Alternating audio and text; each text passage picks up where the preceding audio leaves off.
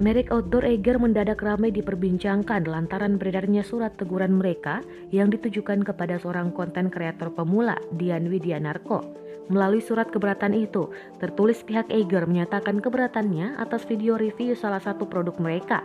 Alasannya, selain masalah kualitas video, tapi lokasi pengambilan gambar yang dianggap tidak layak untuk mengulas produk mereka. Halo Eiger Adventure, jujur kaget saya dapat surat begini dari Anda, lebih kaget lagi baca poin keberatannya, tulis @dunia_dian. Dian mengatakan video tersebut dibuat secara mandiri. Dia melakukan review setelah membeli barang Eiger sendiri, bukan endorsement atau mendapat imbalan dalam bentuk apapun. Spontan saja unggahan surat tersebut di Twitter langsung ramai diperbincangkan.